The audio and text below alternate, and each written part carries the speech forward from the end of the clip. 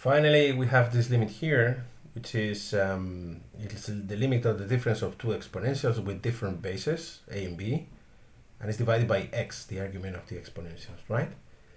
So the first thing we're going to do is to transform these exponentials into the standard form, and this is done by using this identity.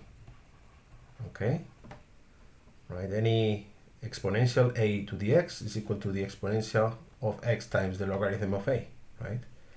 And we do the same with the other one, right? It's x times the logarithm of b divided by x, right? Okay, anyway, even if we express this like this, we have the same problem, because when x goes to 0, this goes to 1, this goes to 1, this is 1 minus 1, 0, divided by 0, so this is an indeterminacy 0 divided by 0. So we have to do something with it. One possible thing we could do is to split this into two limits, right? The limit when x goes to 0 of e x log a divided by x, right? Minus the limit when x goes to 0 of e x log b divided by x. The problem if we do this is that we're dealing with two limits which are infinite, because now this goes to 1, and 1 divided by 0 is infinity, and this is infinity minus infinity. So it's another indeterminacy of a worst class. So what do we do to avoid that? Well, it's very easy actually. We have to subtract and add 1. And if we do that, that's equivalent to doing this, right? If we subtract 1, this is minus 1, and add 1, you have 1 plus this, which is the subtraction of this, right?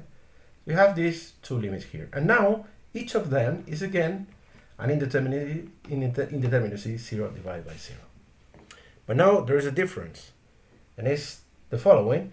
What we have here is the exponential of something that goes to 0 minus 1.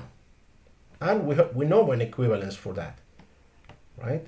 If you have this, log a minus 1, that is equivalent to x log a, so the argument of the exponential when x goes to 0. Because when x goes to 0, this argument also goes to 0, right? So we have this equivalence, so we can replace this, because it's in a quotient, right? And we can do the same here. So we have, in this limit here, we have x, the limit when x goes to 0, of x log a divided by x. And in this limit here, we have the limit when x goes to 0 of x log b divided by x.